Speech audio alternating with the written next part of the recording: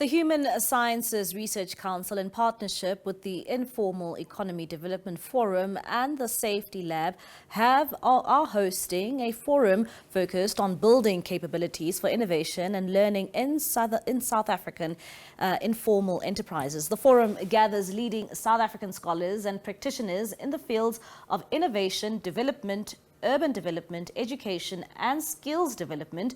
And to discuss this and this a bit more further, we are now joined by, indeed, of course, somebody from her name is Il-haam, and of course she is from the Center for Science, Technology and Innovation Indicators in the Research Division of Human Sciences Research Council. Thank you so much, Ms. Petersen, for joining us here on the late edition.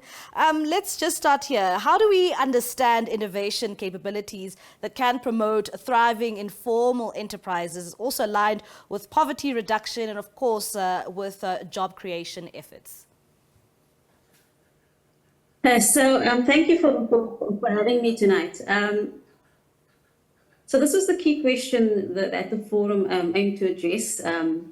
And so through our research at the HSRC, what we're finding is that informal business owners innovate all the time. And they do so with very little resources. And it's really it's out of necessity, right? It's about business survival. So the kinds of innovation that we're seeing, the main innovation strategy is about making small changes, so continually changing to be able to keep up with high competition, and also to be able to respond to the kinds of challenges that informal businesses face on a daily basis.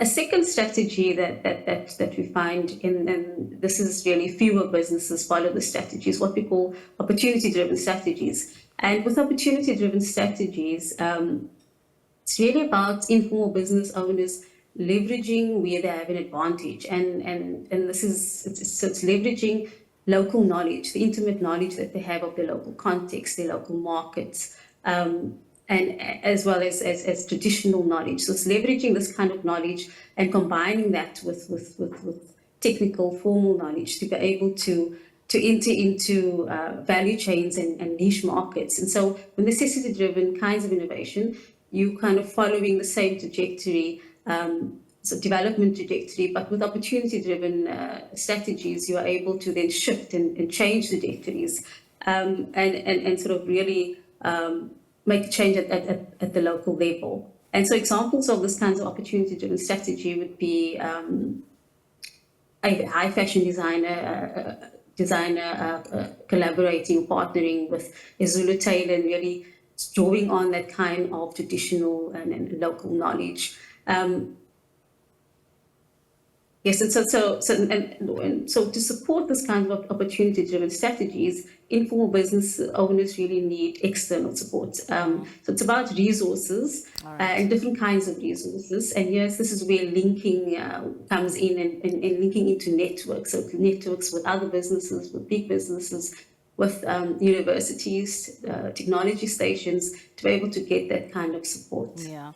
And when you look at, our country in particular, are we capacitated to actually, address some of these inadequacies that hinder some of these businesses, at the same time also educate the informal sector of the opportunities that they can take advantage of? Yes, so these kinds of complex challenges that the informal businesses face was a key discussion at the forum, and a message that I think that came out was about really grounding our understandings and solutions in the realities of informal businesses owners. And so it's thinking about how they learn, and linking into that and using that. Yeah, for example, if you're talking about education and training, so it's about you have NGOs that play a key role, and so how do NGOs play a role, and how can we link them into the education and training system to be able to provide the kind of support that informal business owners need? And looking at the forum in particular, with these discussions currently taking place, they help, cushion small businesses from devastating effects like we've seen with natural disasters. We've seen it with COVID-19, especially small businesses were affected there. And we've also seen it with the KZN flood. So, these discussions currently taking place, are they able to actually cushion small businesses from devastating effects? Yes, and so what our research is finding, so we've tried to explore the link between, so we understand that informal business owners face a range of challenges, and they face these kinds of crisis events all the time, and some are bigger than others. So they have sort of financial, personal crises, and then they have these kind of bigger events, which is the COVID-19, the floods, and innovation really becomes key here. So it's about helping these informal business owners to really implement the kinds of creative solutions to be able to overcome these challenges and to take up opportunities. So some informal business owners really found opportunities in COVID. So you would have had so the opportunities, where supermarkets were closed and people in the local area would have required food and access to food, groceries, and so on, which you couldn't get anywhere else. And so it's really leveraging that kind of opportunity and helping informal business owners to do it.